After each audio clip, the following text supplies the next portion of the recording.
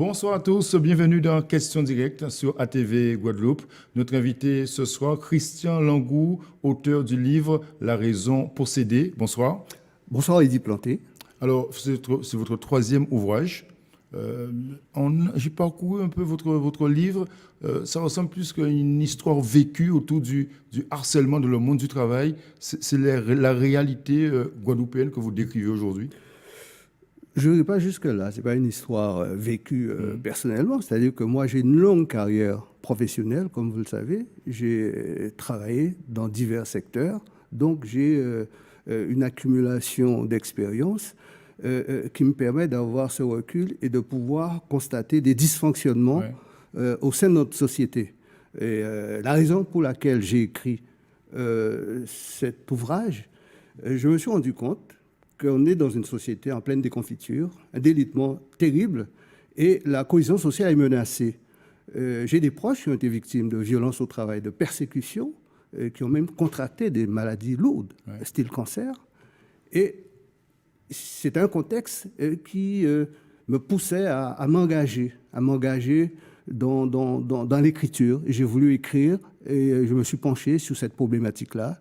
C'est un roman psychologique et j'ai planté une caméra au sein d'une entreprise et j'ai décrit un petit peu... décrit tout ce qui se passait, exactement. La relation entre la direction, les syndicats, le personnel. Tout à fait. On apprend beaucoup de choses. Oui. Déjà, le titre est très parlant. La raison possédée, en fait, c'est un oxymore. Ça donne déjà la trame de l'histoire. Le contenu de cette histoire, c'est extrêmement ahurissant de voir au sein d'une entreprise un climat de désordre généralisé, puisque tous les segments sont inopérants dans cette entreprise et le personnel vit un drame social incommensurable. Et c'est inadmissible aujourd'hui. Je dis que c'est faire injure aux pionniers de la modernité. Rappelez-vous la rationalité, les intellectuels qui se sont engagés lors du siècle des Lumières, à la révolution industrielle. On peut parler de Max Weber qui a fait l'apologie, je dirais,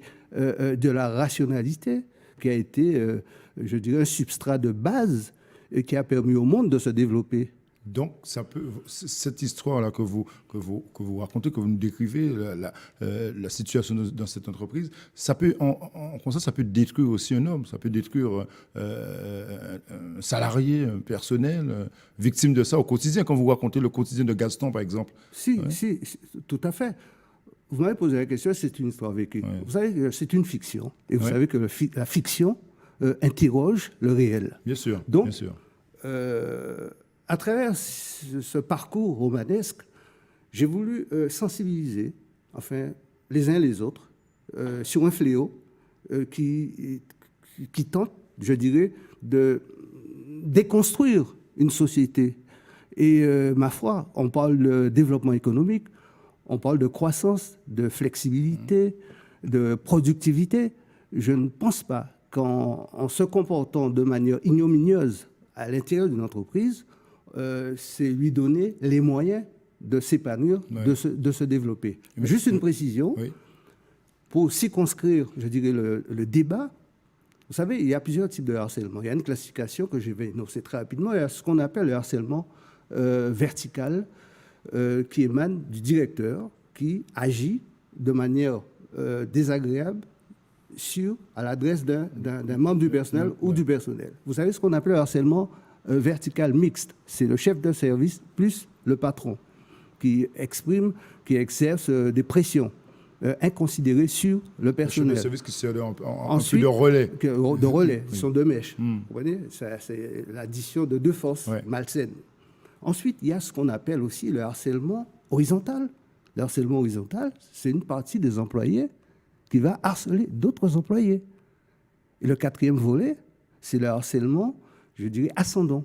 Harcèlement moral ascendant, là, c'est le personnel qui va harceler la direction. C'est un peu rarissime, mais bon, ça existe aussi. Ça existe, mais dans un tel contexte que vous venez de décrire, c'est quoi? Vous appelez une prise de conscience du personnel en disant exprimez-vous Non, j'appelle à une prise de conscience générale.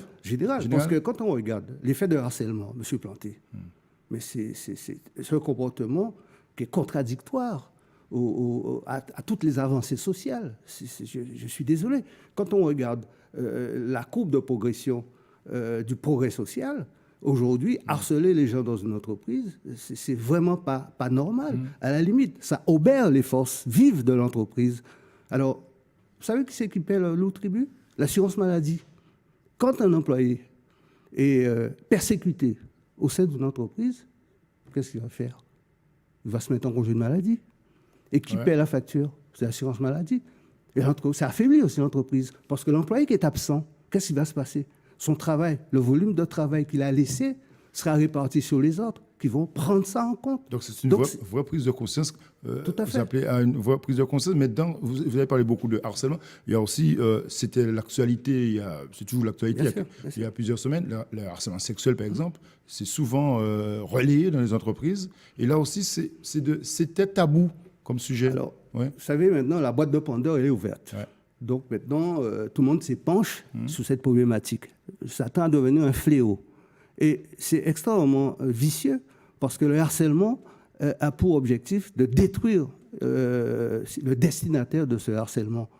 Ça détruit votre environnement de travail, ça désagrège votre environnement de travail de manière considérable. Ouais. Ça vous affaiblit aussi et puis ça compromet aussi votre évolution professionnelle à l'intérieur de l'entreprise. Alors, vous savez, quand je dis qu'aujourd'hui, on marche sur la tête, parce qu'on fait un petit peu d'histoire, quand on revient en arrière, on se rend compte que la division du travail a amené la rationalité au travail. Le post-taylorisme, qu'est-ce qu'il a fait? Au sortir de la Première Guerre mondiale, il y a un homme qui a beaucoup réfléchi sur l'évolution de l'entreprise, l'évolution humaine de l'entreprise. C'est Elton Mayo, un des pères fondateurs de la sociologie du travail. Il a créé l'école des ressources humaines. Et il a dit deux choses. Il a dit l'entreprise a deux missions. Première mission, c'est créer un produit. Et deux, distribuer des satisfactions personnelles. Mais attention, distribuer, entre guillemets, des satisfactions personnelles, ce n'est pas distribuer des bonbons, c'est motiver les employés ou les ouvriers, faire en sorte qu'ils sortent. Donc il faut un climat sain. Un climat sain. Oui, il faut un climat sain. Il faut un climat sain. Et vous ne m'avez pas répondu sur le harcèlement sexuel. Dans votre livre, vous ne faites pas... Je fais allusion, parce que c'est résiduel, si tu veux. Vous parlez de relations entre le secrétaire et son directeur. Tout à fait. Donc il y a un mélange des genres. Oui, il y a un personnage, c'est le responsable des relations humaines, c'est une femme, qui se compromet, qui a un rôle à jouer d'interface entre le personnel et la direction, et qui n'assume pas ses missions. Et ne voilà-t-il pas, au lieu de réfléchir sur les moyens à mettre en œuvre pour pouvoir permettre à l'entreprise, au personnel d'évoluer, de développer leurs capacités pour rationaliser le travail, elle s'adonne à d'autres pratiques. Voilà, c'est pas acceptable. Pour les gens qui liront ce livre-là, la raison procédée, vous appelez un peu à la révolte. Oui. À la révolte, c'est à la prise de conscience. La prise de conscience, prise de conscience, c'est beaucoup, c'est moins belliqueux. Oui. Moins belliqueux. Je dis que, attention, il y a des codes. Et pourquoi on n'aurait pas un comportement convivial, M. Planté, dans une entreprise? Pourquoi systématiquement on devrait mettre en place... Parce que c'est l'individualisme, parce que chacun défend sa carrière, parce que, voilà, il y a un peu de tout ça. Vous avez touché du doigt à un élément fondamental. Qu'est-ce qui génère ça aussi? Vous savez, il y a une pression du chômage, ok? Donc l'offre est ténue par rapport à la demande. Son poste, c'est un peu ça.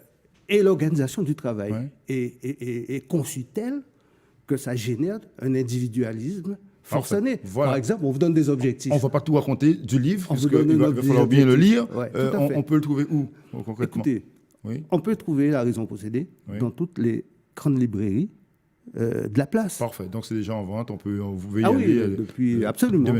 Merci, Christian Langou, d'être venu ce soir évoquer votre dernier livre, La raison possédée. En tout cas, vous exprimez avec beaucoup de passion. Donc, ça donne envie d'acheter le livre. Merci beaucoup. Merci de m'avoir reçu. Merci d'être venu ce soir. Merci de nous avoir suivis sur ATV. L'info continue. Bonne soirée.